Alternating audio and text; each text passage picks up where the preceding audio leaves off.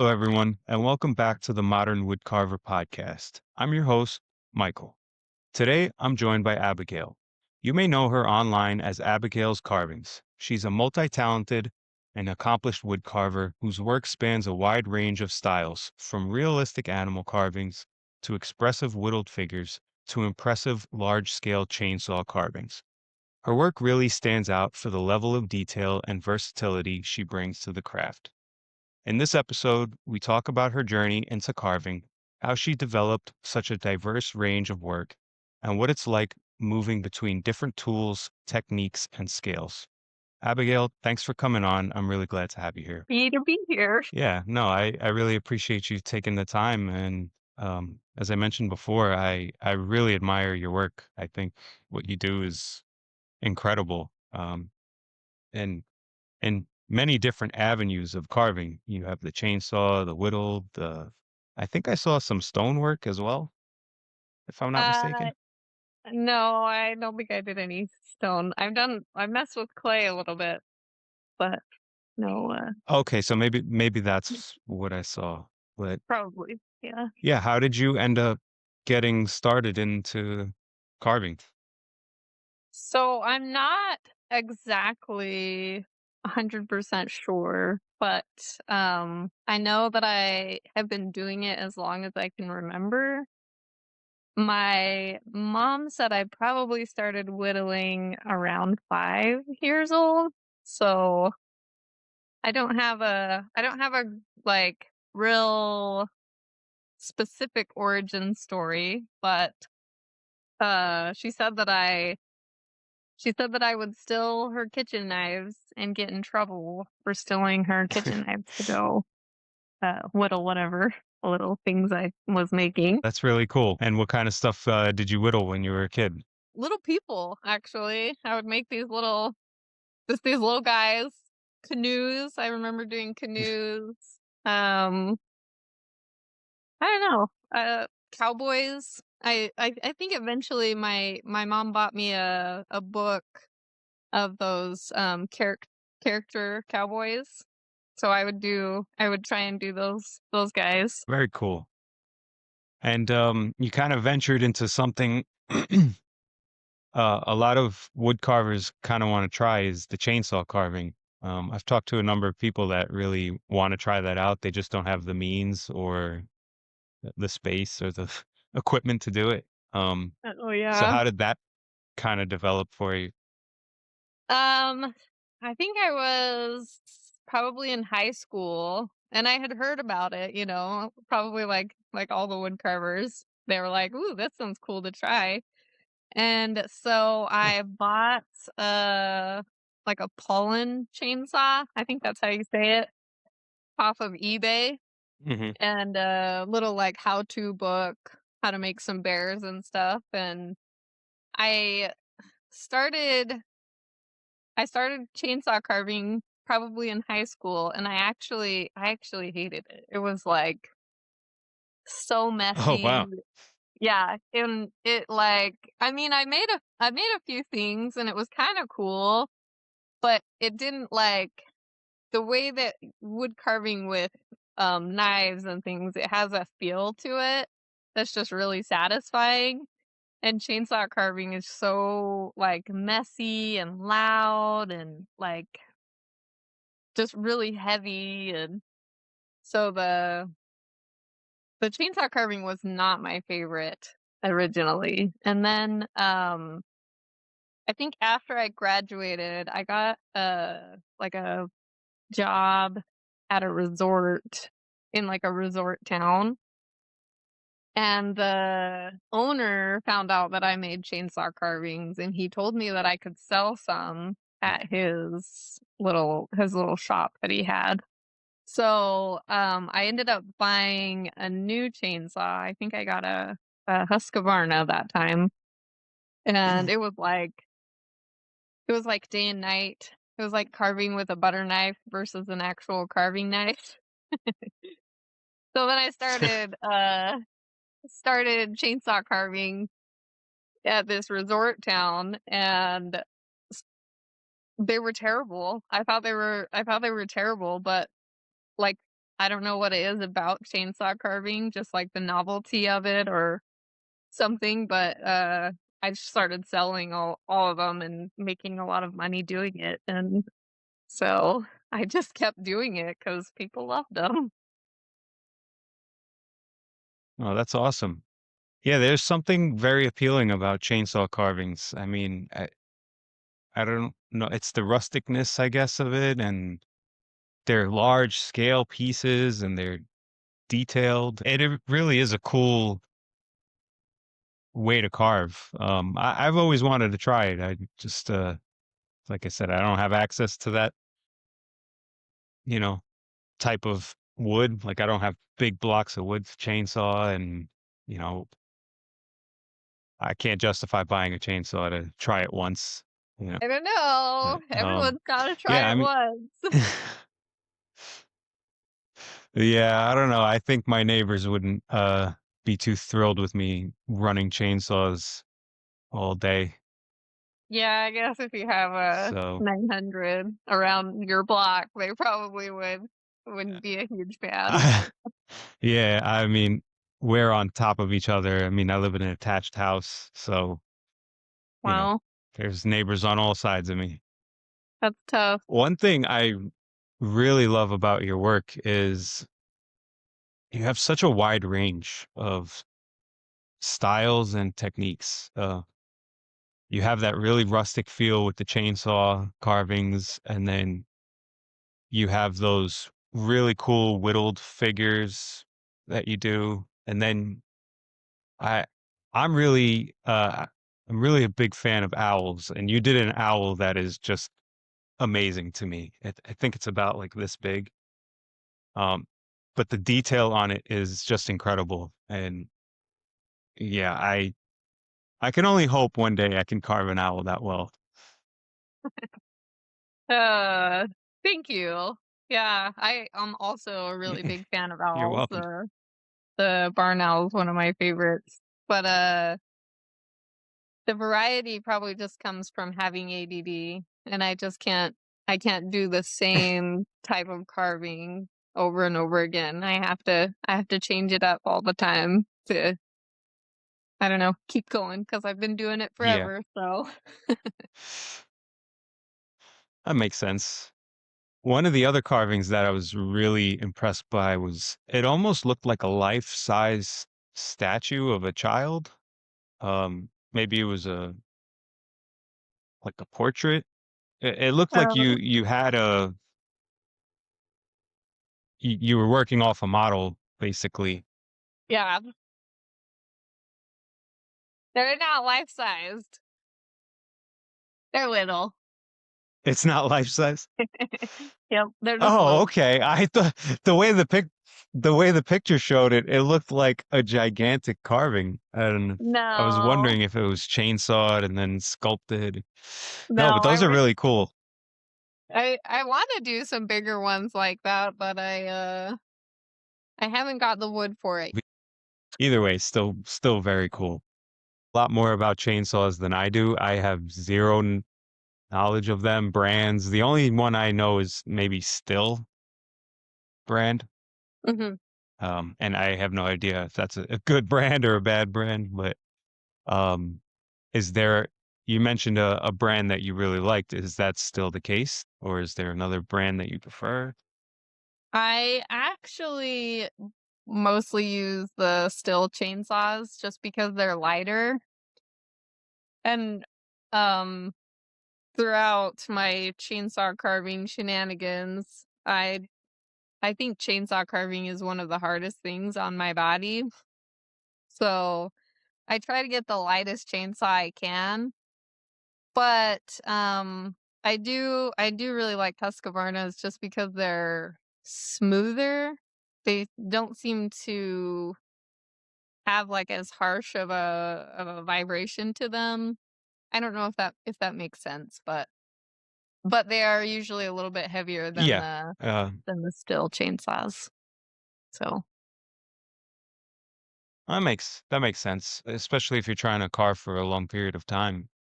You don't yeah. wanna get worn out. And the vibration, I didn't think of that, but the vibration after probably an hour of carving is got to be numbing on your body.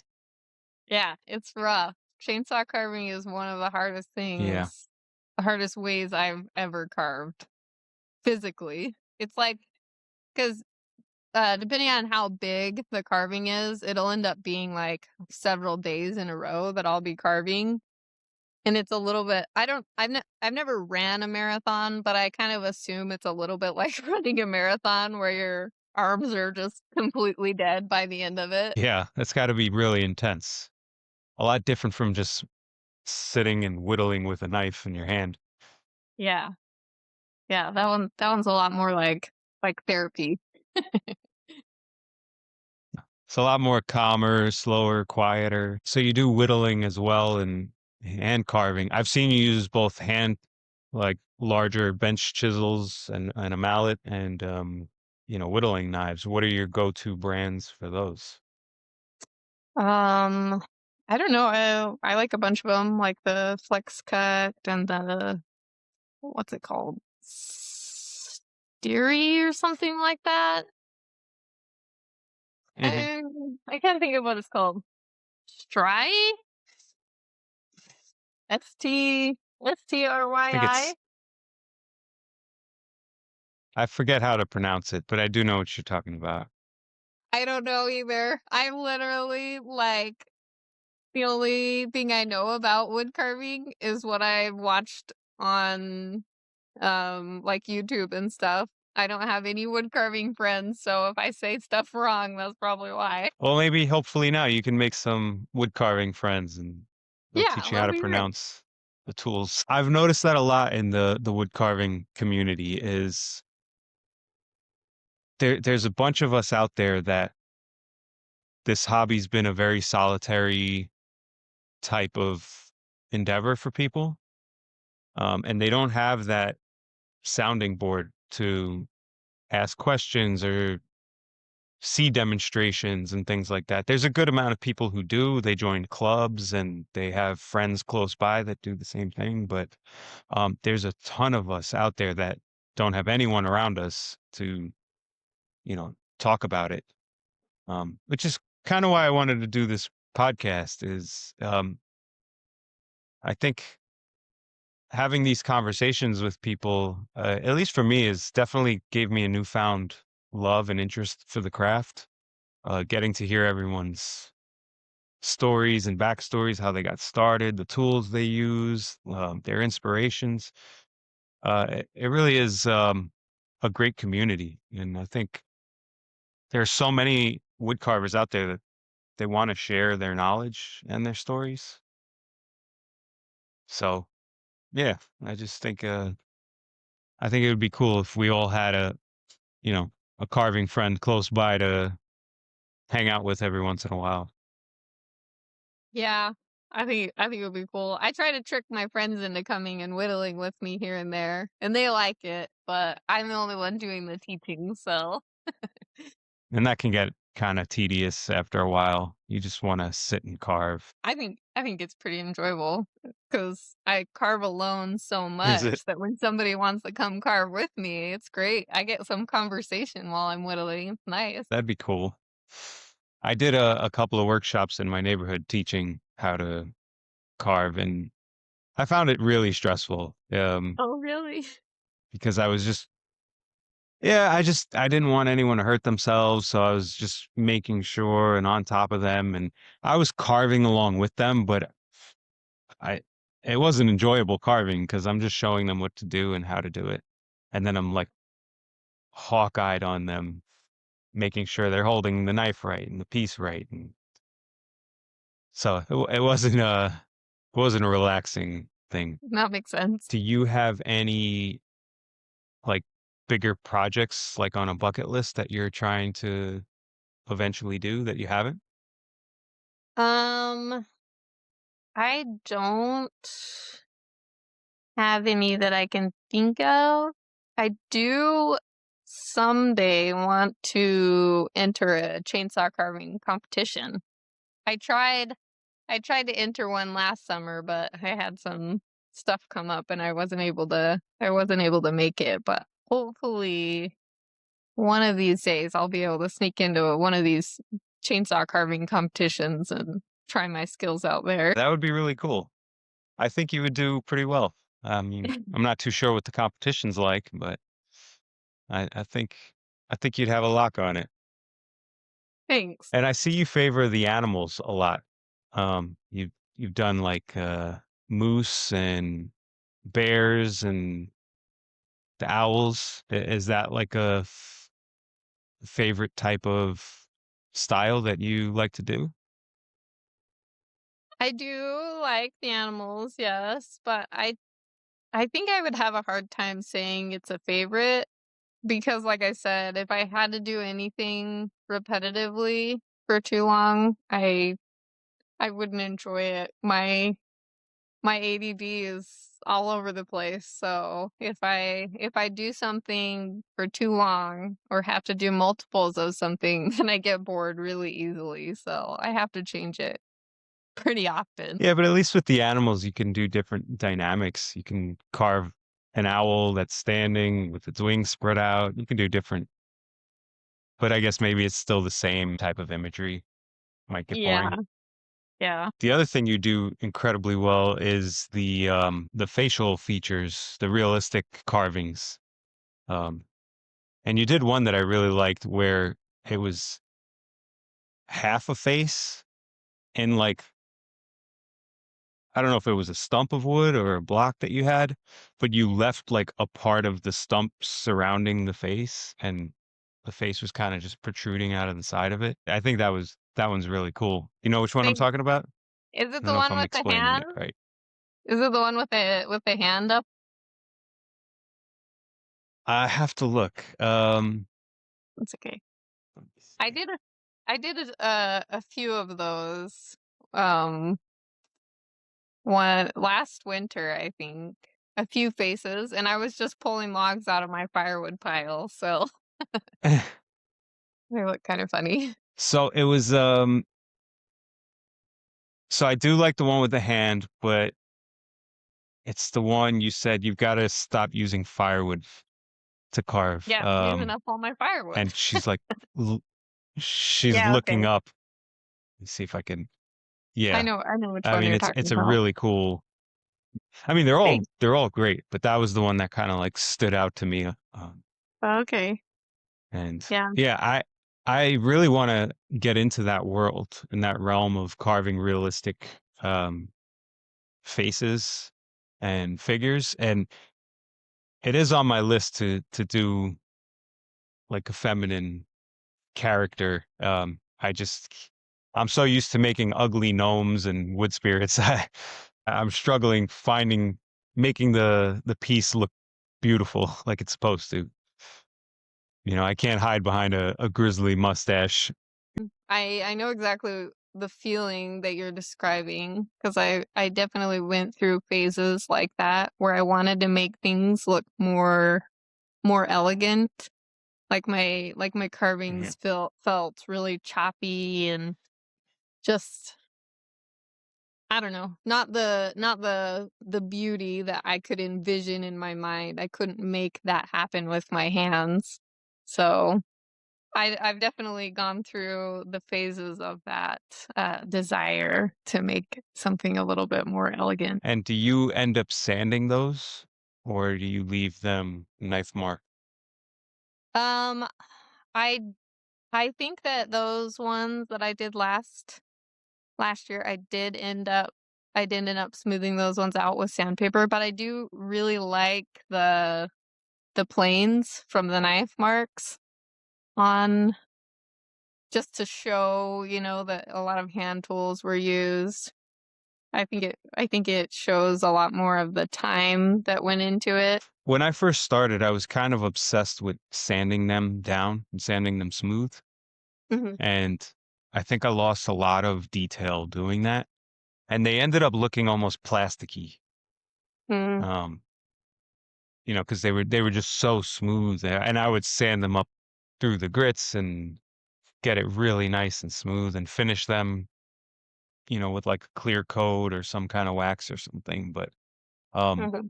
after I was doing it for a while, I kind of just got used to the look of the knife marks Mhm. and, those planes that are created.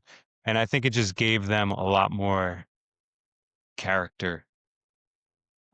I do feel like there's a time and a place for the sanding, Mhm. like you said, for those faces, you need a smooth face or little touch ups here and there. But yeah, I do really like the tool look to them. And with the chainsaw, you really get that. Yeah, you do. You get those really cool grooves and marks and everything. Yeah. There's a thing with the chainsaw where when I watch these videos, it goes from really rough, the stump to really rough, and then you get the basic shape like a bear, let's say. Mhm. And you could see the bear coming to life, and it looks really rough, and it's almost like a point where the chainsaw artist skips a step, and they go from really rough straight into the details instead of kind of like refining it down a little more and then adding the details. But for some reason, it just works and it comes out super realistic. So I'm always kind of amazed how I feel like they just kind of skip a step to get to that, realistic look. Yeah, it happens really fast with the chainsaw, and once you get the big blocks out, it seems like once you've done the blocking, everything happens a lot faster because it's really easy to see the shape that you want once those big blocks are gone. So I have to ask, any accidents with the chainsaw? Not with a chainsaw, knock on wood. That's great. I usually do pretty good with a chainsaw. I'm pretty careful with the chainsaw, but the grinder, um, that thing has got me before. Mm. That was I had a Yeah, that's no fun. I was working, it was probably my 2nd day. It was probably like an 8-foot sunflower, I don't know, montage. And I was at the end of the day and I was just sanding, trying to get it done as fast as I could because I was exhausted at this point and I knew I needed to stop, but I really didn't want to get all, you know how like so chainsaw carving is so messy that like you're just plastered with like chainsaw oil and sawdust. It's so gross. And I was like, I really don't want to get dusty the next time I come. I want to just paint it and be done with it the next day. I didn't want to have to do any more sanding. And so I kept sanding even though I knew that I was too tired. And I was like, something bad's gonna happen. Mm. I like had the thought that something bad was gonna happen. And sure enough, the grinder like caught an edge and it flipped and it like cut across my wrist and up my arm and right Uh, across my stomach. And oh it was not no, it was not good. man, that sounds horrible. Yeah. Well, it was Did you really have to be like embarrassing. rush to the hospital or? No, I didn't go to the hospital. I probably should have gone to the hospital, but it was really embarrassing because I cut a big hole in my shirt and it was like an on-site. I was Oh boy. at these people's house carving, and the lady was out gardening, and she's like, "Oh my gosh, do I need to take you to the hospital?" And I was like, "No, but if you want to help me load up my Oh, tools, that'd be great." slap some duct tape on and you'll be fine. Yeah, pretty much. No, that sounds really scary. I can't imagine. I've seen some pretty horrible accidents working in a wood shop, and thankfully, knock on wood, I have yet to really severely hurt myself. Not that I haven't, but Yeah. yeah, thankfully, I've been very lucky in that regard. So I Oh can't yeah. imagine. Um, Yeah.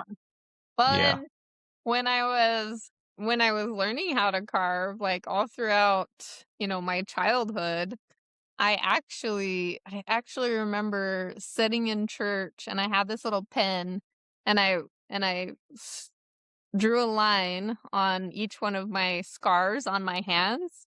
And I vividly remember it being 47 scars on one hand from whittling, but that was when I was a kid, so now I don't even know how many scars I have. Yeah, 10x that now. I know, Well, I'm sure right? the grinder scar probably takes the cake at that point. Oh, yeah, for sure. It left a good mark for sure. Yeah. Couple of them. Yeah, thankfully, I mean, I've had one major whittling accident. I just sharpened my knife to perfection, and Mhm. I went to make a cut, and it slipped right into my finger Uh, and hit the bone. Yeah, man, so it's needed rough. stitches and all that fun stuff. So still can't feel too well out of that finger. Oh, no. Yeah, I, it's part. Yeah, part of the journey. yeah. I actually work in a ER, and most people that come in, the injuries and things, they don't bother me at all. But if somebody comes in with a cut finger, I feel like I can feel it in my body when they come in. I'm like, "Oh, I know exactly what that feels like." I mean, it's so painful. Anytime you cut a finger, there's so many nerves and they Yeah, bleed like crazy, the tiniest little cut. and the Yeah. throbbing No, afterwards, never oh. fun. The throbbing and my finger swelled up and it was a rough one. For sure. It's hurting now just talking about it. I'm like aware of it. Yeah. Uh, you know, Mm.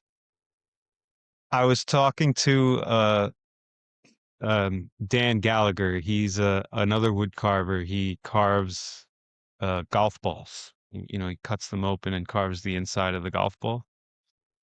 And he was telling me that he knows when it's time to stop, when he thinks to himself, okay, I just want to make one more cut.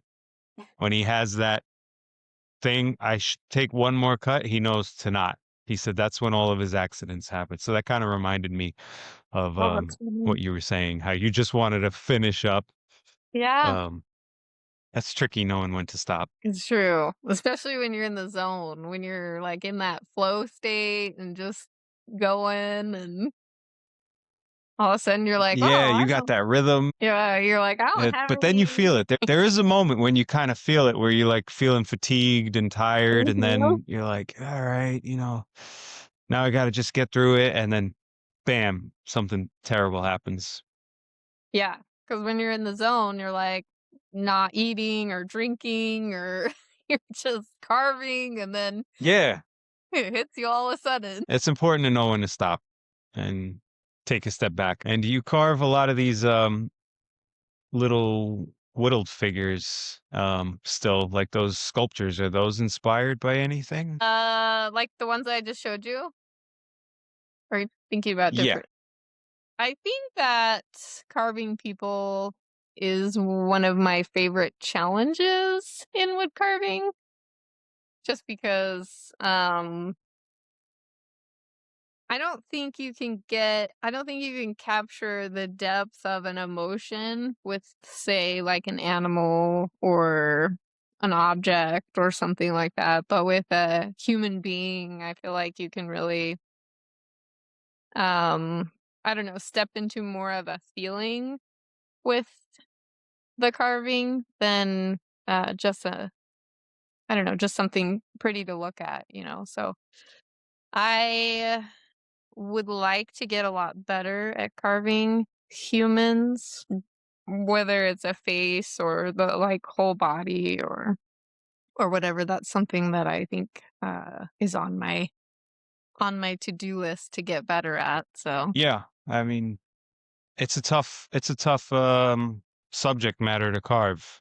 I've tried a few different realistic figures and I can never seem to get the proportions right. It's something I'm attempting to try to achieve, but time is not on my side these days. I'm pretty busy and have family and things like that, so I can't dedicate hours and hours carving like I used to.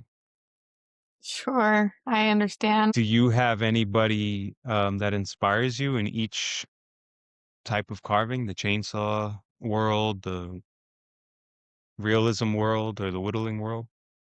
Oh, yeah, for sure. There's a lot of people that I follow that I get a lot of inspiration from, but I actually am really bad at remembering names, so I wish I could remember all of their Me names, too. but I don't know. I think that anyone that's out there creating, even if it's like a big name or a little name, I think I follow so many different wood carvers that, um, all of them contribute to the inspiration that I build off of, I would say. So if I'm following you on Instagram, then I'm probably getting inspired by you. Awesome. I've been doing these interviews like the last 3 or 4 nights in a row, so I'm Oh, wow. feeling like the fatigue Oh, of yeah, it, I'm because sure. I've been staying up late, and yeah, because not everyone's in the same time zone, so I'm like, trying to match their time zones and everything. So That's tough. it's been a lot of fun though. That's awesome. It's cool that you're doing it. Yeah, I think there's nothing really else like it out there. Um, the only other ones that came close were, do you know Alec Lacoste? Um, maybe. I names, I don't know. So he does a lot of like realism carvings, and he had it was like a video YouTube series. It was coffee and carving, something like that. Okay. It ended now. He doesn't do it anymore. But that was really cool, and he would bring some people on. Not a ton of people, but him and Doug Linker were Mhm. doing it together for a while. And um again, I know you're bad with names, but Doug is, he's probably like the godfather of wood carving YouTube. Okay. He's been doing it forever. His just like if you type in YouTube woodworking carvings, his videos are Mhm. going to come up Oh, wow. automatically. Yeah. The other one who's kind of doing it is the International Association of Wood Carvers. Mhm. So they have like a video that they'll showcase other carvers. But other than that, there's nothing really else out there. That's awesome. I just wanted to give people a platform to share their stories and talk about themselves and their work and their inspirations. So. Yeah, it's really cool that you're putting all this together for all the lonely wood carvers that live out in the boonies like me. Yeah, I'm having a lot of fun doing it. So that's the important thing. Good. And it's really given me like some more carving inspiration. I feel like I've kind of lost it a little bit in the last year or so because life just got so hectic, and I couldn't Mhm. really sit down and carve. And the weather plays a big factor. When it gets cold, I can't really carve as much because I'm not allowed to carve in the house. Oh. Everyone gets upset at all the wood chips, so I'm stuck to either outside or in the garage, and it's still cold. Mm. Does anyone in your family carve? I know you have kids. Are they into it? No, I I don't have anyone really that carves with me. My kids will sometimes come out and whittle if the garage is warm, then they'll come hang out and hack Mm, away at wood here and there, but, nothing too crazy. that's cool. Yeah, it's nice that they want to carve with you from time to time.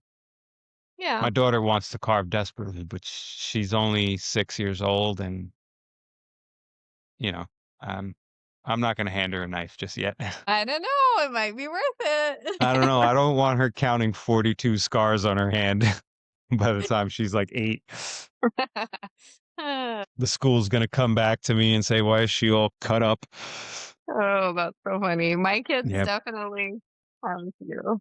They have a few scars. She has a really strong interest in wanting to carve because she sees me doing it all the time. I've been teaching her little things here and there and how to hold things and how to, giving her little wooden like scraps of wood to kind of play with. So that's That's been awesome. fun. And she helps me paint them. She likes painting them, Oh, that's awesome. so that's fun to s That's really cool. You just have one child? yeah, just the one. How about yourself? I have 4. 4 girls. Jeez. Oh, man, I don't know how you do that. Girls are pretty easy, That's gotta be honestly, tiring. so far. Are they? I don't know. What are the ages? They are 6, 8, 12, and 14. Alright, so you have 2 that'll help watch the other 2. I wish. So do you ever have to sharpen your chainsaw? I do, Or do yeah. you buy a new chain? Or how does that work? I do both. I What do I'm you not sharpening the chains isn't my favorite. I'll do it. I'll probably do it like 3 times. I think most people do it a lot more. But when I'm chainsaw carving, I'm usually making enough money off of the carving that I don't feel bad about going and buying new chains. So I'll sharpen them and I'll sometimes just get tired of it and go buy one. Well, that's good that you're making money doing what you do, Yeah, and enough. it's actually really interesting, I think, the difference between chainsaw carving and like carving with hand tools and whittling because I feel like I put a lot more like meaning and passion into what I make with hand tools versus the chainsaw carvings. They seem more playful and they're fast. I can do them super fast.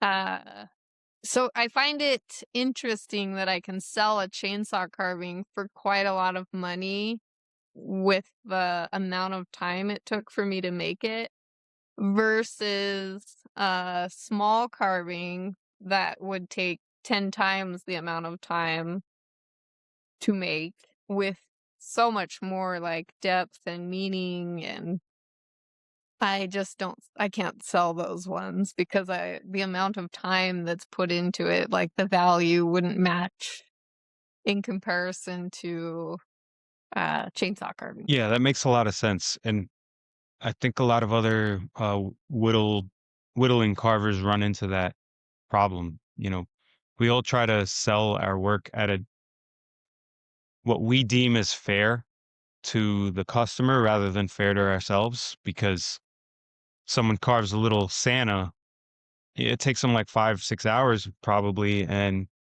you can't really get more than 30 bucks for it, 40 bucks for it, it's not worth really selling, Yeah. um, but then you feel guilty about asking for an 80 or 90, or, Yeah. most people do, some don't, and I've run into that too, where I've sold, you know, carvings for dirt cheap, and I've like, in the moment, you're like, "Yeah, I made 30 bucks, 40 bucks or whatever," but, like, I always kinda felt bad about some of them, um, and I kind of regretted selling them. At least a few that I have in mind that I was like, "I wish I just kinda hung on to it instead of unloading it for that price." Yeah, because of the amount of time that you put into it. It's like you connect to the carving. I feel like when I chainsaw carve, there's a big different like a big distance between me and the carving.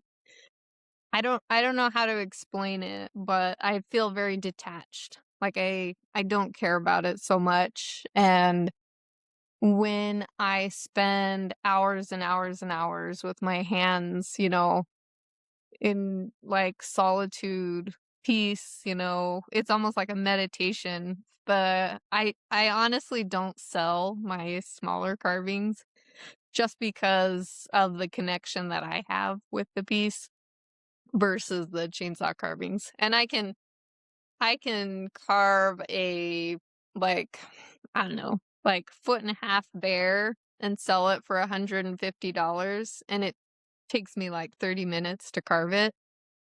But then um yeah, but then something that I carve with my hands that's small, and takes hours and hours. I don't understand it, but I kind of think that it might be the like the novelty and the show of it. Like people love chainsaw carvings just because it's like a performance more than art.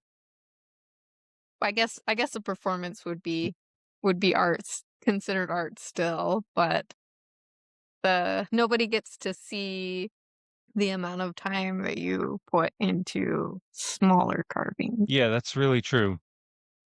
I think also with these smaller things, spending hours and hours on them, there's a huge emotional aspect to it. For me, when I'm carving these small things, I'm thinking about whatever's going on in my life at that time. Um, whether like I have pieces on my shelf here that I carved during significant times during my life. And I won't let them go because of that. Like there's that emotional attachment, there's that sentimental attachment. Um, I can look at these pieces and remember what was going on in my life at those times. Um, so I think you're putting a lot of yourself into these pieces, especially when they take that long, because something's bound to happen in your life when you're spending 10 hours on a project, over the course of a week or two. I definitely have a whole bunch that, you know, I I don't even put out on my table if I'm trying to sell things, not even as a display or a show. So I can definitely understand where you're coming from. Yeah. And and it must be nice to finish a carving in 30 minutes. It can be fun, yeah, it's very fast paced, and it really has to be because of the physical exhaustion that you get while chainsaw carving. If you can't do it fast, you're not gonna get it done because you can't hold a chainsaw for hours and hours. That makes a lot of sense. I always kind of wondered why these chainsaw artists were just speeding through things It's exhausting. because they're just hacking away at it and they're going fast. And what's cool too about the chainsaw carvings is you can kind of pivot that into like the ice Oh, yeah. carvings as well. Um, Completely wildly different medium, but I feel like it would still translate. Yeah. I don't have a lot of interest in carving ice. That sounds really kind of cold and not super fun. But it is really I do think it's really nice having chainsaw carving skills because a lot of times when I want to make a something a little bit bigger, I can use it to start the carving to like block out the shapes and everything and then after I get it close to what I want, then I can break out the hand tools, and that's been one of my favorite ways to do carvings now is a little bit of a compilation with the chainsaw and the hand tools. Yeah, I feel like that's a nice pairing. You can remove all the excess with the chainsaw and get certain details and then refine them down with the chisels. That's really cool. Yeah, I get a little bit of both work. Do you have any other hobbies other than carving that you're into?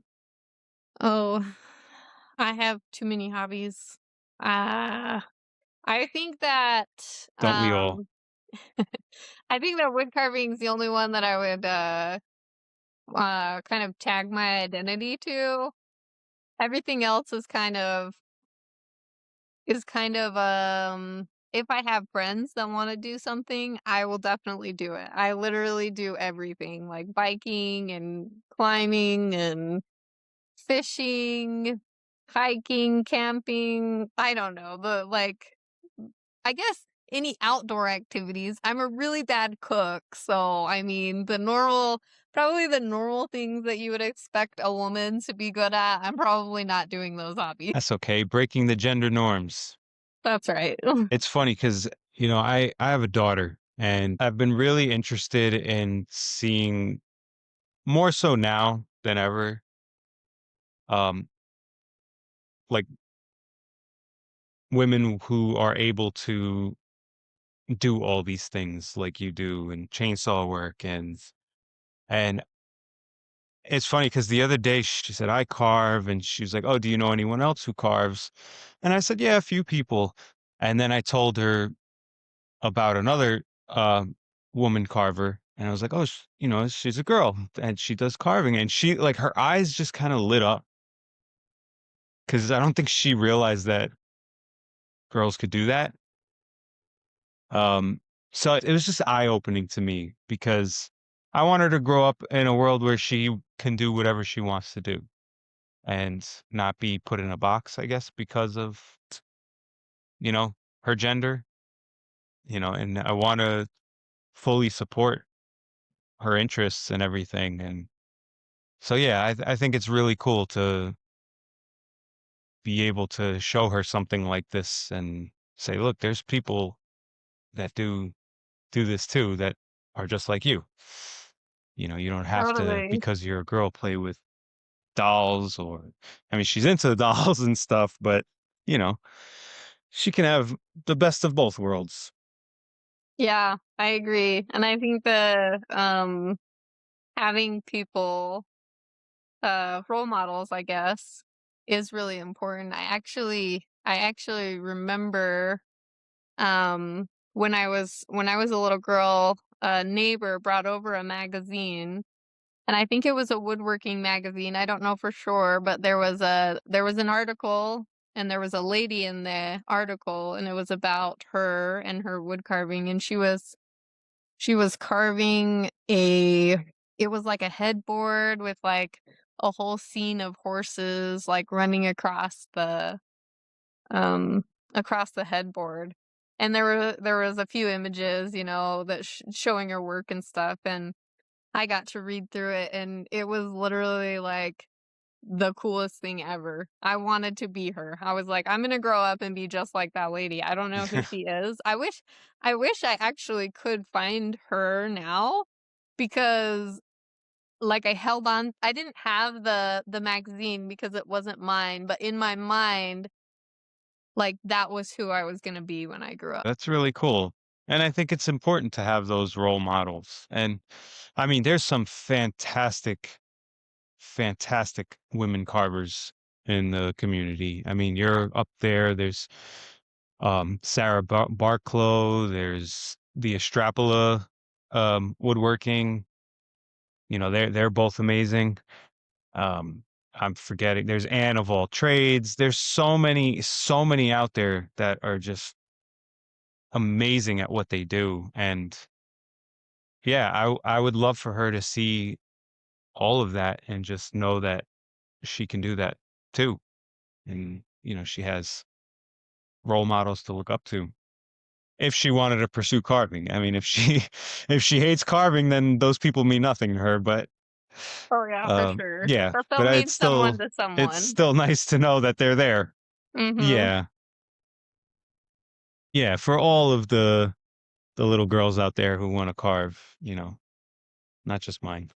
Yeah. Abigail, thanks again for coming on the show today. I really enjoyed this conversation and getting to hear more about your journey and the work you're doing. For everyone listening, make sure to check out Abigail's work online at Abigail's Carvings and see the incredible carvings she's creating. And if you enjoyed this episode of the Modern Woodcarver podcast, please take a moment to follow and subscribe. Thank you for listening, and I'll see you in the next episode. Because